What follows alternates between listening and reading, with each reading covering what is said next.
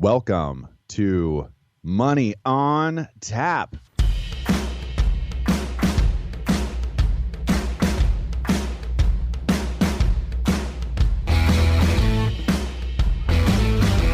Money on Tap, your personal finance headquarters, where we bring out the professionals' experience and some fun in what we call three-dimensional investing, utilizing insurance, brokerage, and fee-based planning. That's what we do on this show. We look at all sides of the issues, and we bring a fully independent planning perspective to the table. Welcome back. You're listening to Money on Tap. You can reach us at 855-226-8551 or info@yourmoneyontap.com. So good to have you aboard with us today. My name is Seth Krussman. I'm joined here again with Ben Brayshaw and Dan Mickle. And how are you gentlemen doing? I'm doing well, Seth. I'm doing well. How you doing, Dan? I'm doing really good. Yeah, it's a nice warm winter day today. No. Wow. Sun with snow. Yeah, we got them both going on right now. But that was bordering on the cautiously optimistic, which I think we're going to dip into a little bit today on some of these articles we got covered, Dan.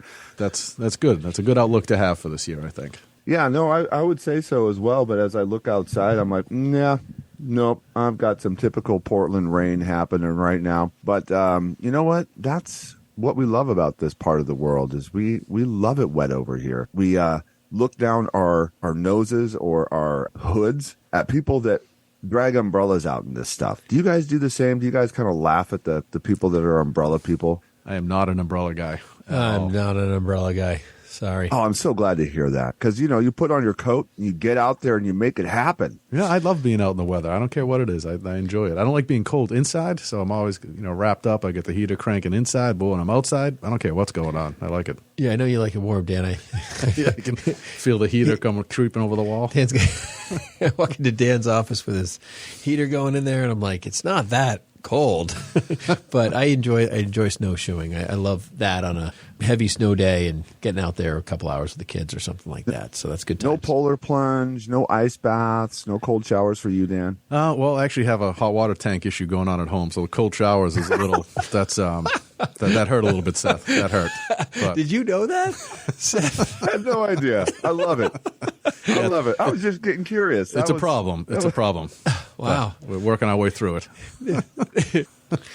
Well, today we got quite a show for you. We are doing part 2 of our 2023 tax updates. We went over a lot last week. We talked about a lot of different things. We're going to cover some more items that are going to be updates and things to look out for as you move into 2023 and how to strategize about that. But you guys have any thoughts about that? Well, there are a lot of changes. So, I mean, I think, kind of the key takeaway for listeners should just be the awareness, right? Just be aware of what changes have happened. And if you need to make adjustments on, withholdings, how you receive income, what your contributions look like for the upcoming year, just get ahead of that and, put yourself in the best position to end this year, hopefully in a better position than where 2022 ended, but fully leveraging all the opportunities that exist inside the tax code, because there are some opportunities. I think there's a lot of people looking for a better outcome than 2022. What do you think, Seth? Well, I think this falls right in line with our previous show, which was, being the best you could be in 2023. It's part of it. It's part of the planning. It's part of the preparation and just adding, an initial awareness and having, some conversations around this is wonderful. I love the opportunity to sit down and do the planning piece, which is taking a look at the last couple of years of your taxes, understanding what the landscape was then and the moves you were making and how this next year is going to look for you, what some of those projections could be, and how do we pull the pieces together. There's a lot of the components here that, add a significant value to being a successful investor, and we talk about that all the time here, the three-dimensional perspective around your investing. We're financial planners. We're going to take a look at the brokerage and the fee-based planning as well as insurance, and we're going to pull all those pieces together, which are really our wheelhouse. But it doesn't get done well without this piece. And that's what we're going to be. We're going to be better in 2023. And I cannot wait to get there with you guys. Before we go into the rest of the show, it is time for Money in the News.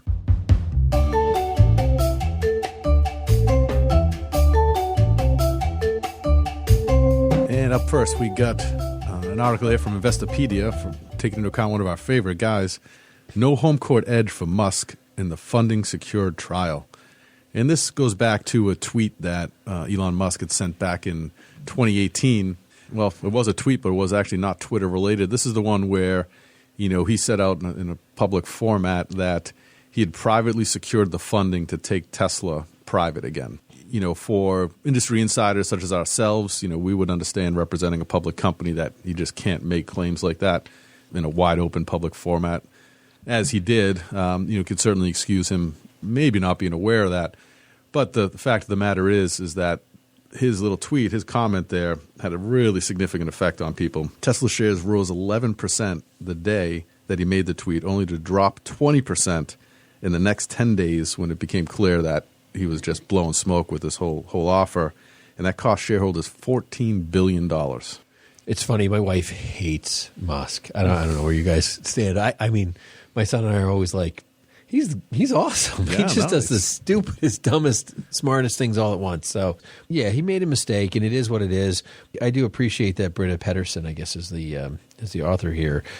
I really do appreciate that she makes the point that even though it dropped 20%, that even today's trading value, it dropped 65% in the last year, is still trading higher than the day he made that tweet and the rise of that 11%. So I do appreciate that, because it's not like he hasn't had return for investors, though he's lost a lot this last year for investors. But that is, I do appreciate the perspective, and bringing that awareness to an article, because I think when we read a lot of articles, people don't have that kind of bigger perspective of like carrying out. Like if you just read this article at face value and said, oh, he made this tweet, it went up 11% and dropped 20, and people lost $14 billion, and that's all you heard, you'd be like, But there are people who make investments based on that, right? And then did sell when it dropped 20%, watching out for it. I do appreciate the bigger perspective here that she has brought, all of the distance of the stock into play, both the height of it, where it's at today, that it's higher than that time period, and that it dropped 65%, because that is a huge hit. Like that is not I don't find that a lot in articles. It'd be hard to really kind of pinpoint who actually lost money as an investor, who could say, hey, listen, I sold based on this, and this is the impact that I had. But kind of the bigger issue is it's really a rules violation. I mean, it just really does come down to that. In fact, the judge has already ruled that the tweet was false and reckless, and will inform jurors of that at the outset of the trial. So, I mean, he's starting this trial with the judge telling the jury that this was false and reckless and had an economic impact on lots of people, and he's got to dig his way out of that hole. I mean, $14 billion is not that much for this guy. So, I mean, when you think about it, like he could have settled this. I mean, he spent what, $40 billion. He sold $40 billion worth of stock last year. He's still second richest man in the world. $14 billion is not going to bankrupt the guy. Not that anyone wants to lose $14 billion. I get that, but he could have settled this thing. I mean, here's $10 billion. Let's all walk away. But they're not doing that. And what's interesting is he wants to fight this. He really does. And when you think about it, they're talking about bringing witnesses from Goldman Sachs, Morgan Stanley, the Larry Ellison, who's the founder of Oracle, like all these different people that are going to be named as witnesses that potentially tied to that might have been the private funding he thought he had. But, I think probably more at risk for him than this $14 billion is his ability to lead a public company going forward. Well, I mean, that might be the issue. Well, that was the other thing they took away. They said he had to step down as chairman of the board. That's what FINRA's fines were for another tweet that he'd done, and right. All that other stuff. So they've already put sanctions in place. I mean, just because you're the second richest man in the world, the richest man in the world, you just got to. I mean, these rules, they're just going to fine you and fine you and fine you, and they're going to take power away from you. Nibbling, and now he owns Twitter, and that's even a bigger problem. Yeah. So, Yeah, and the stock fell 65%, and I wonder if they're going to ding him for that. I think it's interesting how he was, trying to move the trial away from San Francisco, where they're pulling the jury from, and I don't blame him, because I could imagine all those jurors just shaking their fists. You ruined my Twitter. Yeah, you ruined my Twitter. Or all the bots will be shaking their fist as they drive into Teslas. But it's.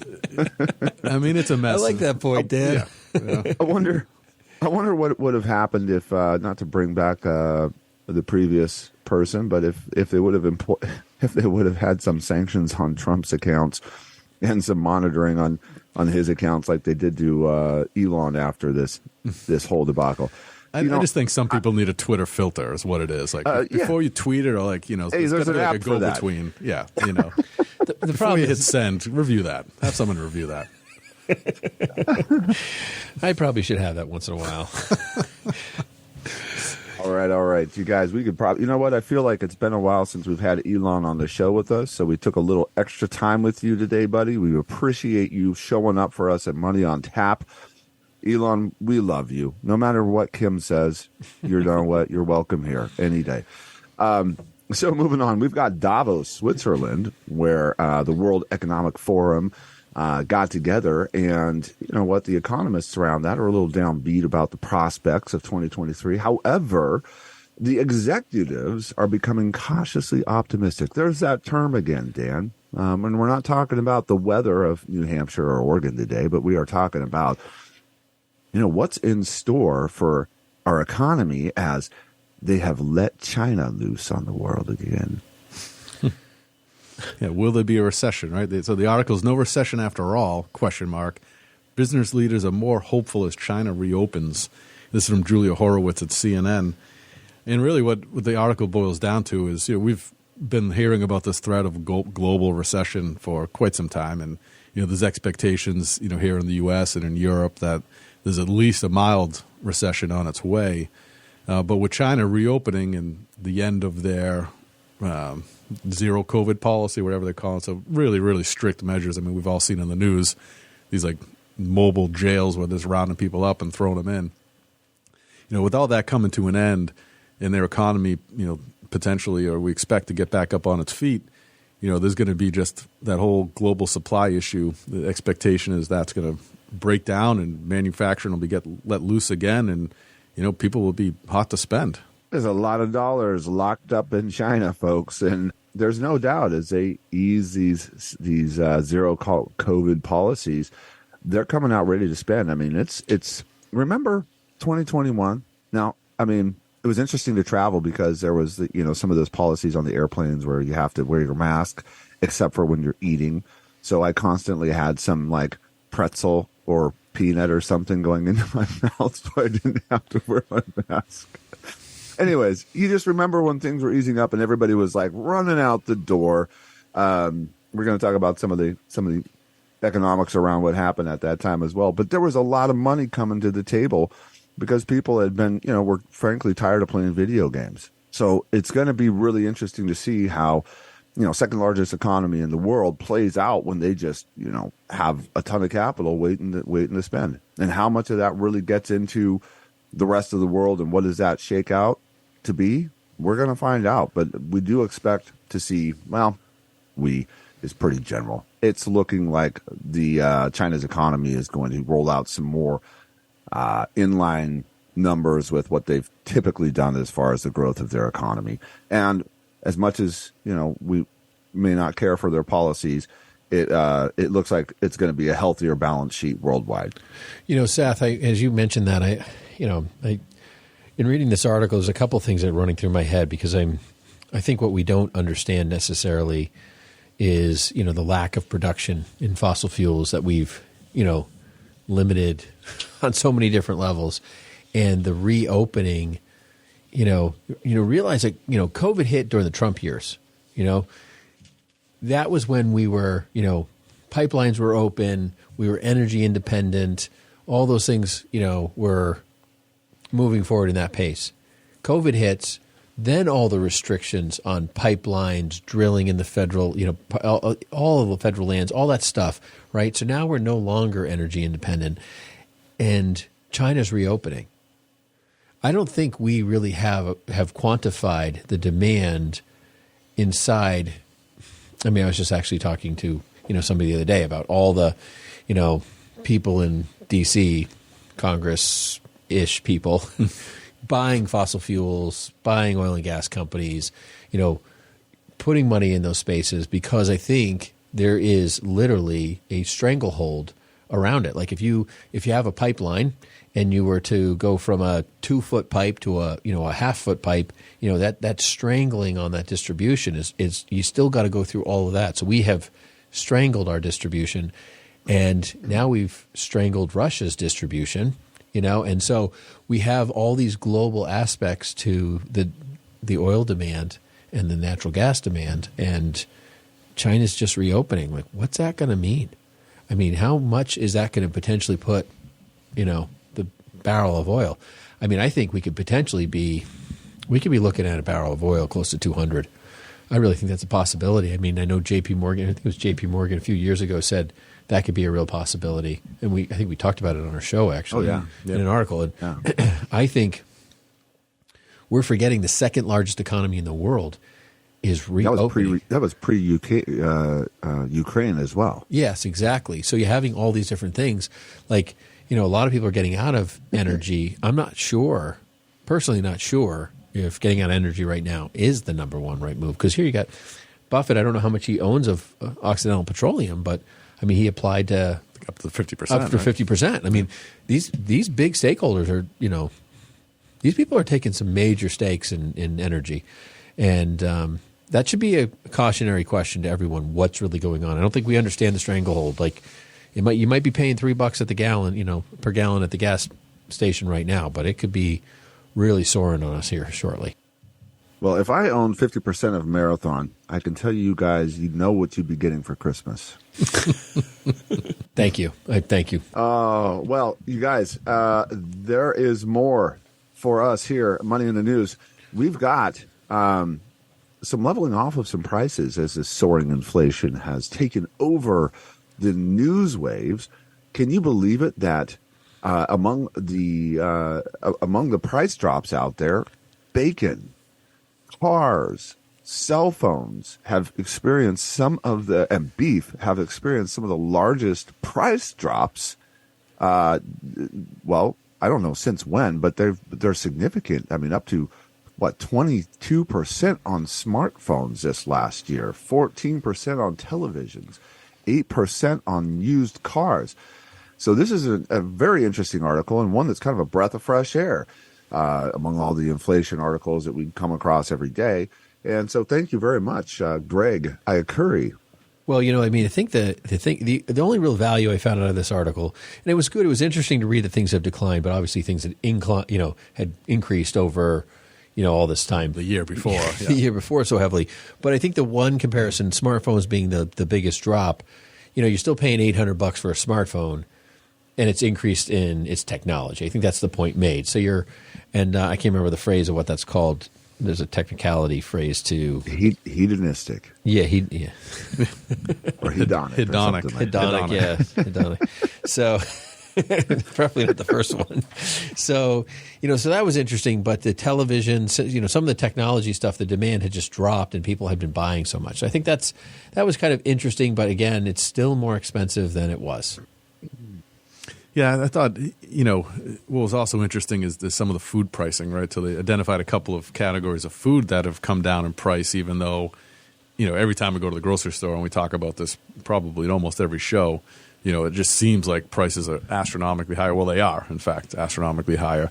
But there's a couple categories, particularly around the beef world, that, have actually seen prices drop. And, part of that's credited to just a massive drought in a lot of these cattle raising areas where there just wasn't enough water to sustain the herd, so they've had to do a lot of culling, and so there's a lot of what were to-be cows for other purposes have been sent off to the butcher, and now there's kind of a glut of beef out there. So for those of you with better cholesterol than me, it's a good opportunity. Well, it depends on whether they're jacking him with the mRNA shots that you're reading about now. So whatever. Pfizer patty. Yeah. Yeah, I got to caution people when they're buying some of the aged beef out there. Just, check the date on that one. Folks, you're listening to Money on Tap. You can reach us at 855-226-8551 or info@yourmoneyontap.com. We're talking about tax changes in 2023 this year. I guess it is 2023, so that all lines up really well for all of us here today. We're going to have some fun. Don't go anywhere. We'll be right back.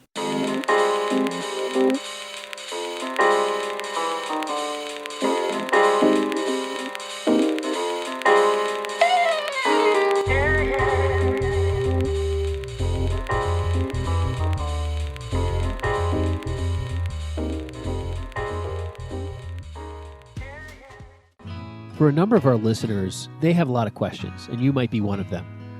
Today, we're just offering what we call Zoominars, webinars over Zoom meeting rooms where we have top experts, Social Security, estate planning, and financial planning experts for you to speak with, do a private consultation that way today. We're also having webinar-based Zoominars where we're going to have multiple groups where you can be part of that and enjoy that as well. Give us a call at 855-226-8551 or email us at info@yourmoneyontap.com to schedule your Zoominar. We appreciate you listening to Money on Tap with Ben, Seth, and Dan. You can contact us at 855-226-8551 or email us at info@yourmoneyontap.com. And now, more of this week's program.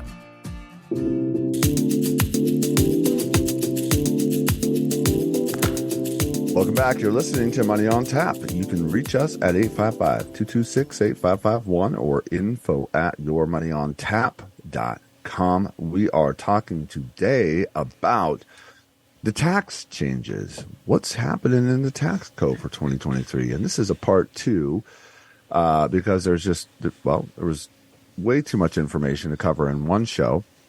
However, we're going to do a brief recap of what we kind of covered in last show. So you get the added bonus. It's like 2 shows in one for you today, right out of the get-go.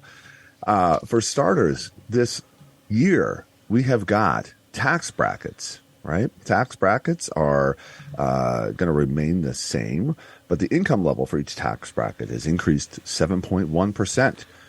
The standard deduction is going up. Retirement plan contributions are going up to $22,500 for a 401k or $30,000 if you're over 50, as well as the IRA contributions are going up. Health savings accounts contributions are going up $200 per individual.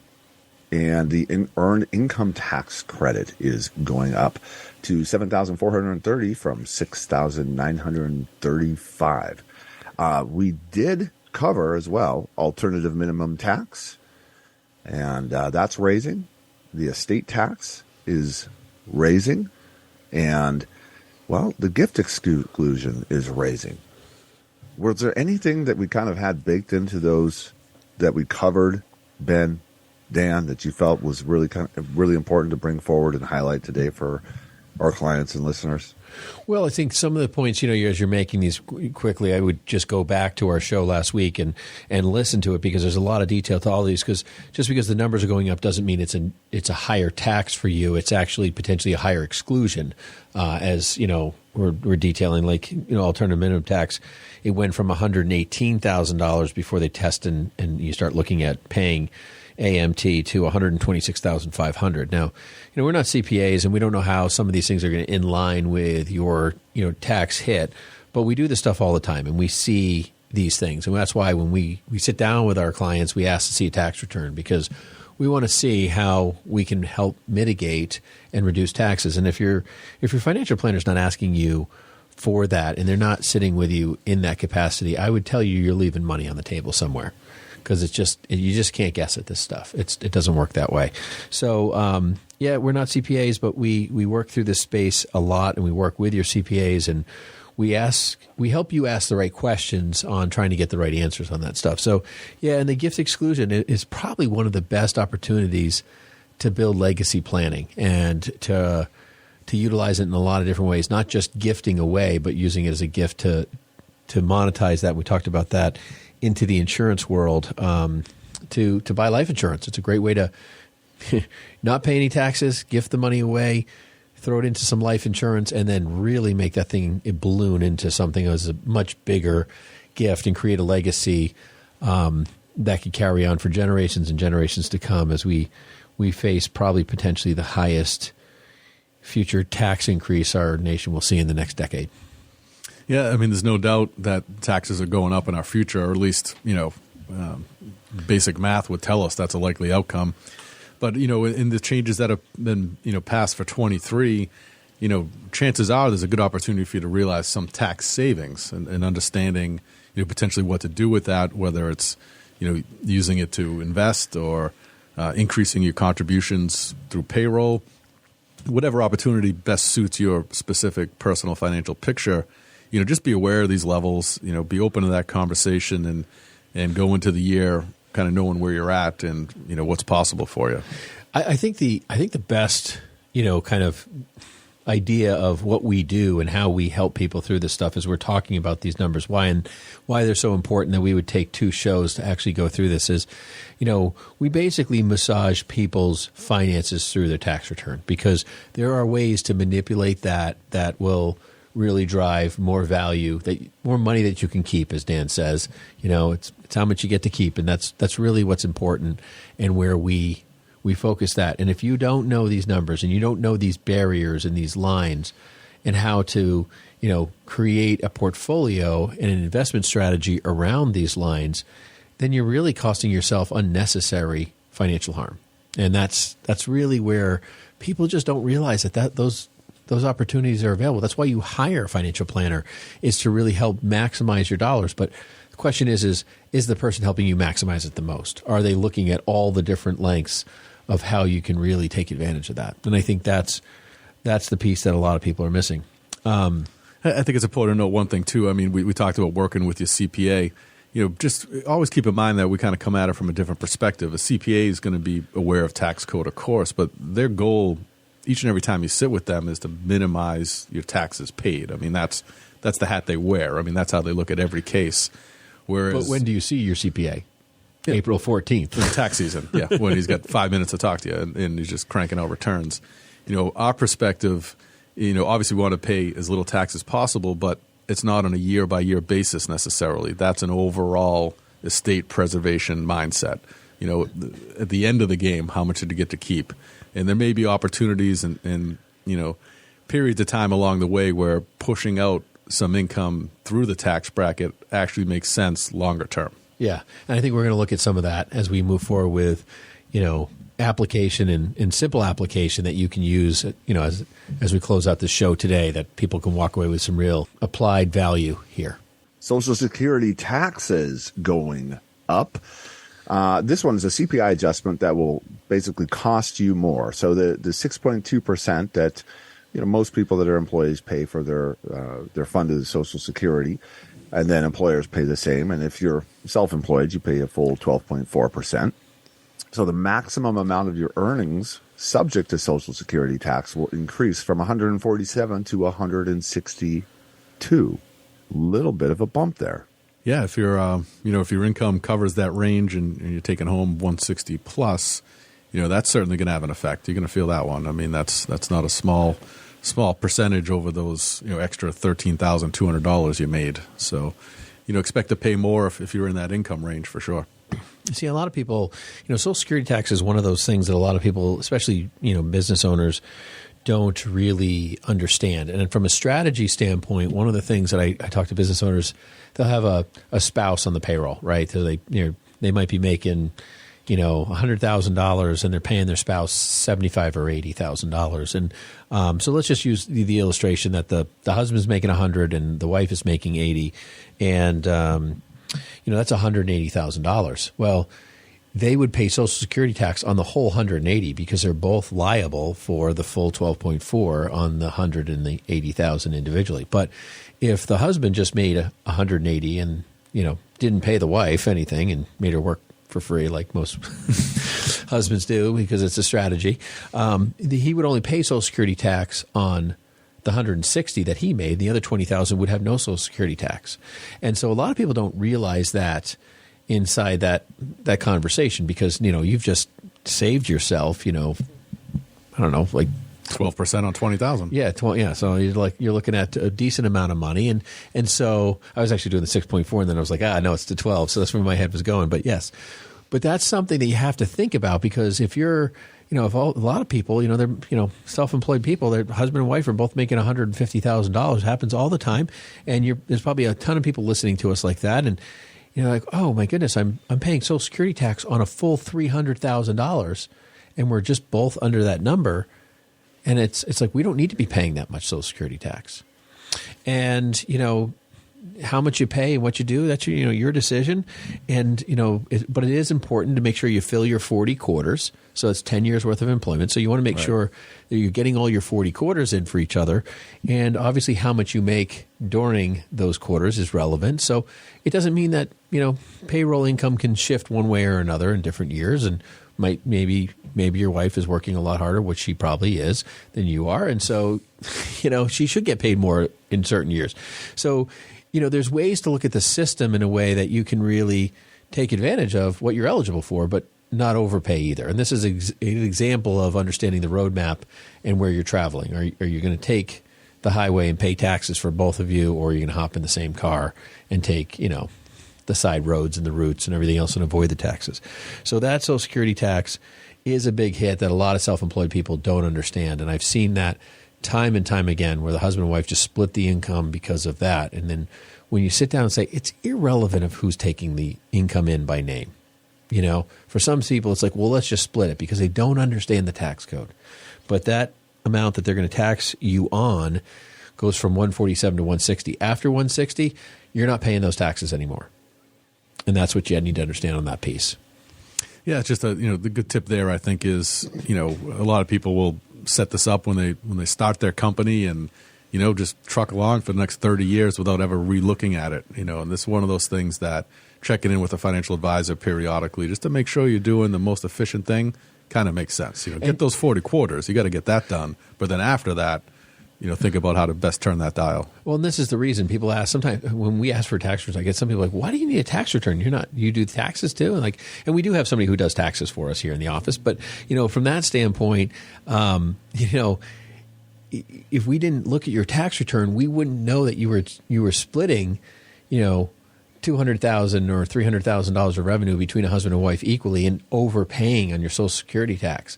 And to build a strategy around that. I mean, that alone, the savings of meeting with somebody who's going to work with you and be your planner is really valuable and important. You'd be shocked how much money that we either save in taxes for people, help maximize an outcome and income, and in various other ways that bring value that's just looking not at quantifiable. Looking at that example, it's the difference between funding into a broken Social Security system or making an IRA contribution for yourself. In something that's under your control, that's entirely yours. It's either or. Or a car payment. Something, yeah. It's real money. It's real money. It's real money, and that's, I think, the point that needs to be made. Veterans benefits are going to be going up as well. So we've seen an increase in the Social Security benefits. Well, veterans are going to get an increase of around 8.7% with inflation. For a veteran receiving $1,500 monthly, that's going to equate to about $130 each month. So we do see a lot of the inflation or the CPI kind of giving us an understanding of what the inflation looks like, playing out not only in the government and our taxes, but we also see it a lot of the time when we're taking a look at the rents that correspond. So there's the real estate that will have that correspondence to it, as well as you will see, gas prices. We've already talked a lot about that. And then we'll see raises across the board. A lot of employers will give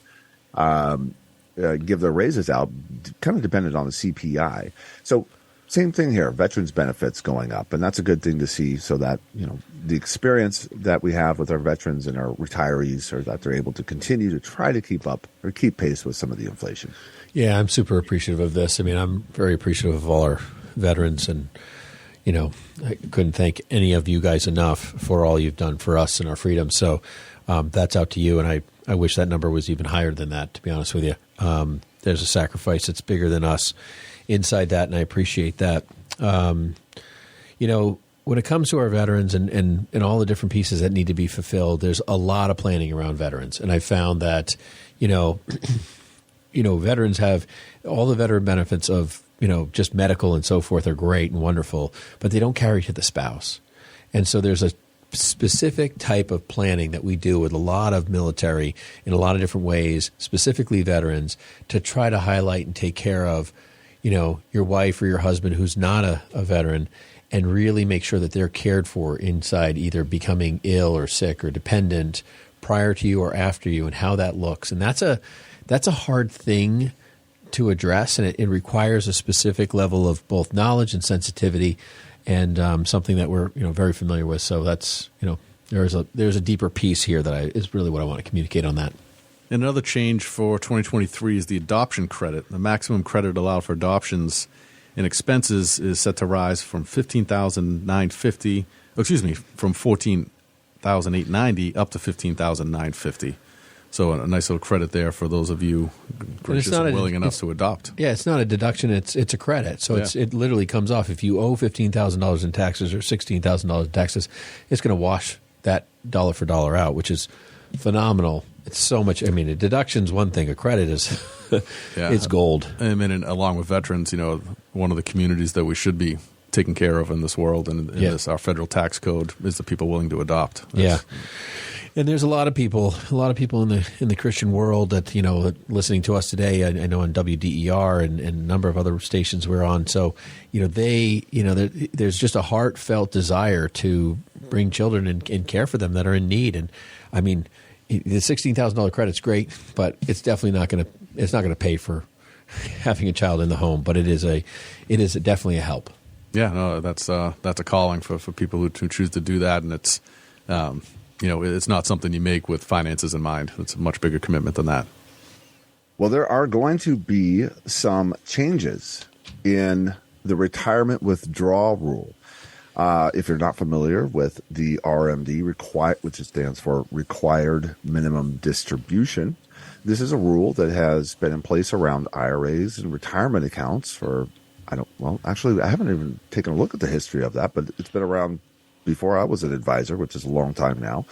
And what that has stated is that at age, it was 70 and a half and then 72, and this year it's going to be 73. They keep kind of moving that back, and then it's going to go to age 75 in 2033. So what that has done is said that you can keep your money in your IRA or your retirement account without having to take it out until that time. And what happens is if there's a consequence, there's a 50% tax if you do not take that money out of your IRA. So one of the things around those required minimum distributions is it's a calculation based on your age and how much money you have in those accounts that requires you to take that money out. And most of the time, people have really enjoyed the benefit of kind of postponing that. And, it's kind of it's the opposite. I guess the opposite of that layaway. I don't want to quite take that money yet. I'm just going to set it aside and let it do its thing. Why? Because as you take money out of your IRA, it counts towards income, right? That is traditional income in your taxes. It comes through, and that's that. So we're going to get a break for some people, but there's a little bit of a cautionary tale here as well. Yeah, under the new law, if you don't take your RMD, the penalty is dropping from 50%. I mean, it's a 50% penalty plus you pay income tax. So you're looking at, if you're in the 32% bracket, you're looking at 82% of that money gone to the government. They're dropping that penalty down to 25%. And if you miss it and make a mistake and you take it out fast, which I would assume means like January 5th or 10th, I forgot it and something happened or a problem, it's only a 10% penalty. So significantly better than the 50% it was, but it's still a penalty. Yes, still want to be mindful. That 10% is no joke. Yeah, and I think when the RMD piece, I think we should spend some time here. There's so much to the conversation around RMDs. Like the idea of pushing it off, I mean, I don't think the government ever does much in the way of when it comes to what is potentially deferring their revenue. I don't ever think it's anything but self-serving to the overall demands. So conspiracy theory in or out or however you want to think, the longer they delay your distribution of your taxes, of your IRA money, which is going to create taxes. As you made the point, Dan, at one point, like, hey, listen, the life expectancy is a shorter time period. As they raise this age, you got to take more money out over a shorter period of time. And so what ends up happening is you're taking out more income, potentially pushing yourself up the income ladder, therefore potentially hitting a higher tax bracket. The other thing is I think taxes are going to be higher in 3, 5, and 10 years. So as they continue to push this down the road, they're potentially pushing people in who don't take their RMDs out until those ages to a later date when potentially tax rates will most likely be higher, therefore generating even more income on money that's grown.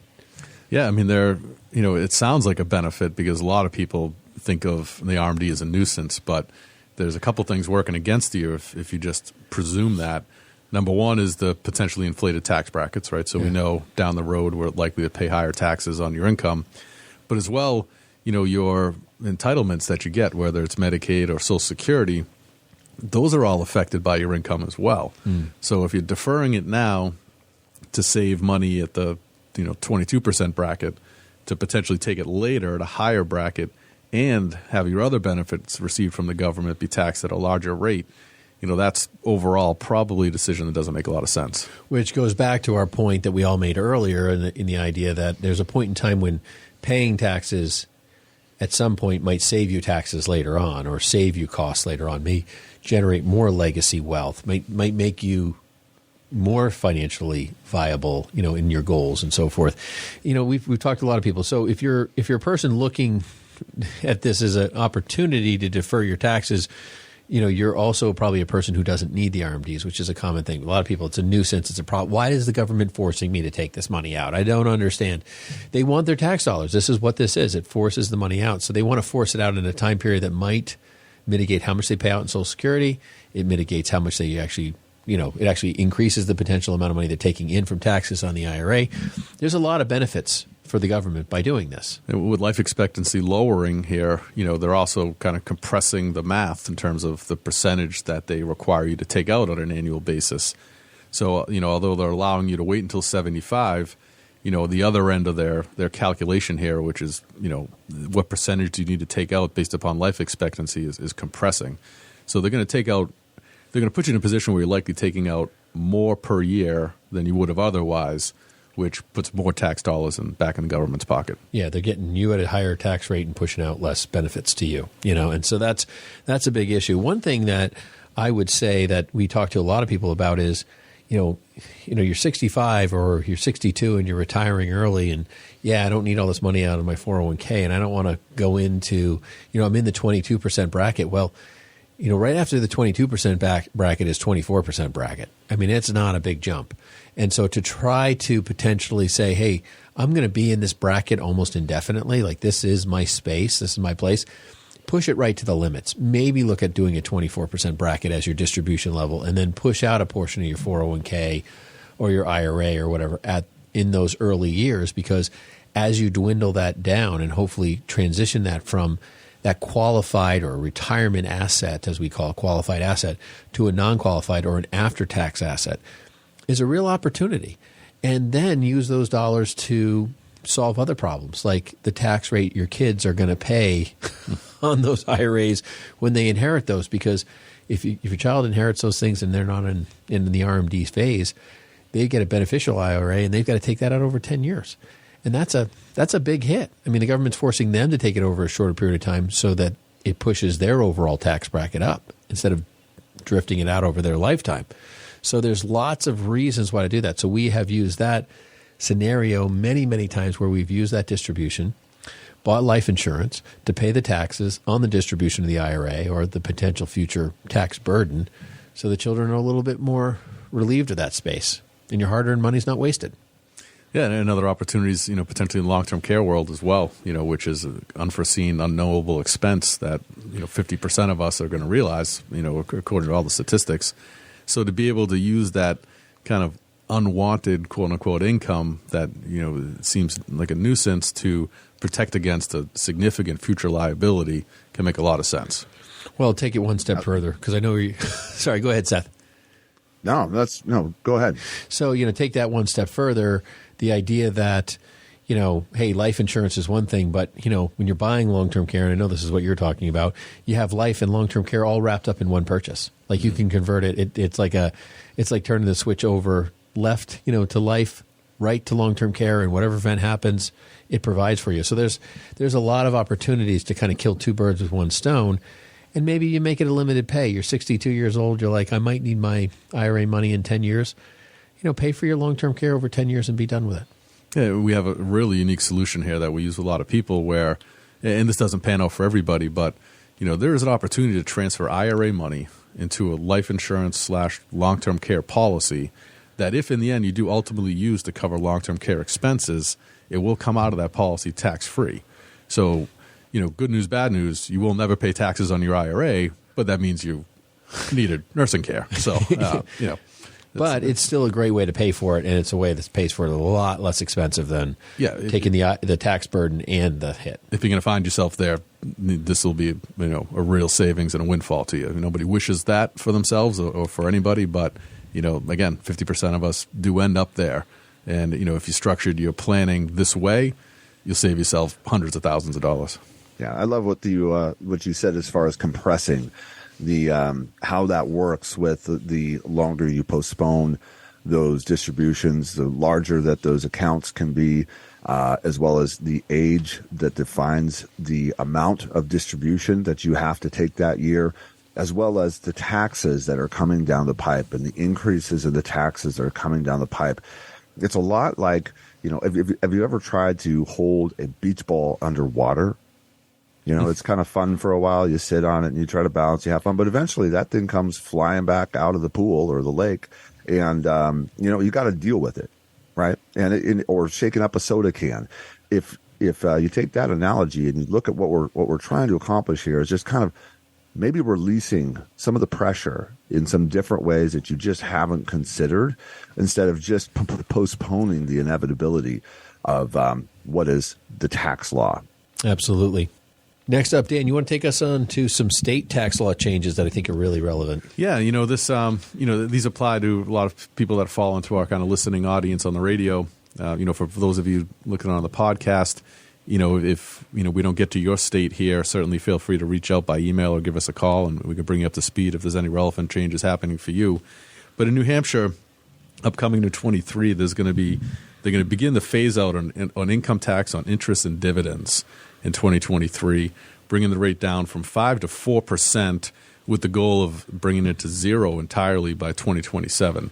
So people who are living on interest and dividends, or just have that spin off of their portfolio, additional savings for you there, and that's a big means by which we generate income for retirees here. So that's good news.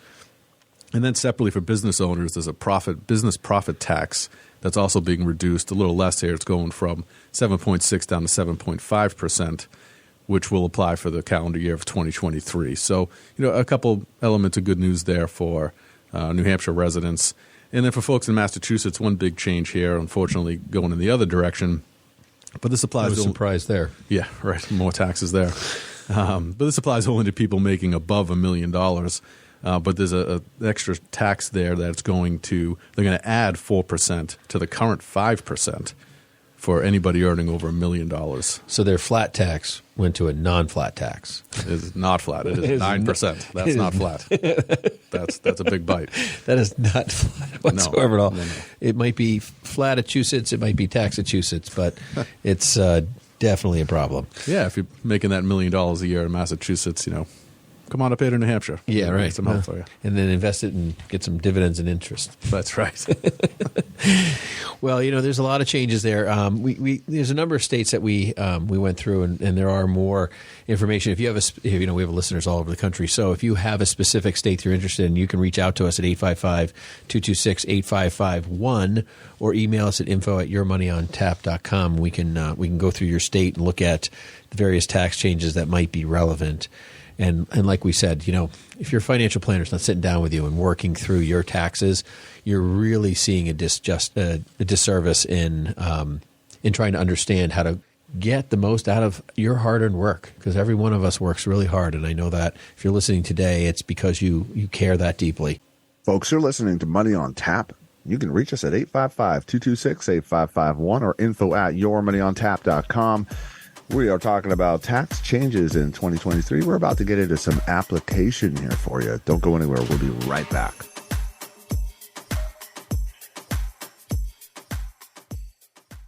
Hey folks, Seth Krussman, Brayshaw Financial Group is our company, and we bring to you Money on Tap. I say we, that's Ben and I.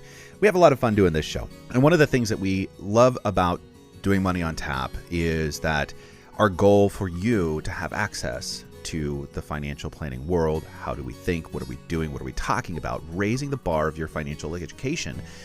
It's so critical. And that's what we're doing here. The other side of this is as well, we're financial planners. If you are looking to work with a financial planner, if you want to have that playbook for you to understand the important things right now and how you're going to get to your goals or how you're going to retire successfully, that's what we're doing as well. If you have $250,000 of investable assets, give us a call. It's free to you, and it is worth your time to pick up that phone and give us a call and discover what complete wealth management looks like. Ben and I are excited about the opportunity to partner with you and give you that financial plan that's going to make the next step so much better understood and get you where you need to go. You can reach us at 855-226-8551 or email us at info@yourmoneyontap.com. And now, more Money on Tap with Ben, Seth, and Dan.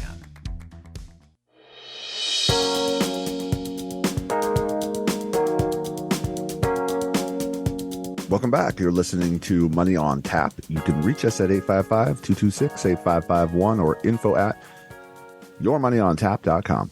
We are talking about the 2023 tax changes, and we really did a lot in that RMD section, kind of like the application there. And there's several other ways that you can really take this code and start to work with it. That's what we want to make sure that you have on board today. Yeah, yesterday we talked about last week we talked about the donor advised funds and charitable contributions and kind of winding those up, all your charitable contributions into 1 year, putting them in a donor advised fund and then allowing the donor advised fund to spread out your charitable contributions to your charities over the next preceding years. That would allow you to maximize your standard deductions in the following year. So if you're giving $60,000 away to charities over 3 years, you do 60 1 year right into a donor advised fund. It gives your charity $20,000 each year, and then you're adding everything else up.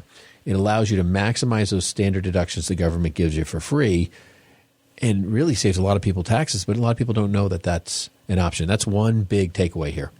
Yeah, no, that's a really good one. Another thing to do with brackets in mind is look at those Roth conversion opportunities. You know, with the understanding and the expectation that taxes are going up in the future, as we talked about RMDs, there's a great chance here to work within those brackets, pay potentially just 2 percentage points higher in taxes, but settle your taxes forever on portions of your IRA. Get that converted into a Roth. All right, folks, last but not least, it is the HSA, your triple threat in the tax world. The contribution limit has gone up to $7,750 for your family. Beautiful thing that just comes straight off the top. It's a deduction for your taxes, just like you would in an IRA contribution. You can invest that money, and it can grow for you over time, or it's just a pass-through that you can use for medical expenses. And that's the key. It has to be used for medical expenses. But the beautiful thing of this is it can grow tax-free, and the distribution on it is tax-free. That's kind of like a Roth. And we love it because it's also one of these pieces that down the road can be used really powerfully as a planning tool. There's so many expenses going up. We're in an inflationary world. Medical expenses is a big part of inflation that we see all the time. And as you get over the age of 65, you can choose to use that as just ordinary income for yourself. But a lot of the time we see people using that in other ways for the medical expenses. And again, experiencing a tax-free distribution or much of tax-free income for themselves. So beautiful part of that we're opening up more to the contributions and the deductions. And, you know, hopefully there's a lot of growth in that for you over time as well. Folks, you have been listening to tax changes for 2023 here at Money on Tap. We hope that you've been able to gather some information for yourself and start to apply it for 2023 so that you don't hit the floor in 24 and you experience what the benefits of all that we have here. If you have listened to today and are looking for some help on this, give us a call at 855-226-8551 or info@yourmoneyontap.com. We'd love to sit down with you and find out what is the best path forward and make that next step. You listen to Money on Tap. Folks, be successful in your investing. We'll see you next week.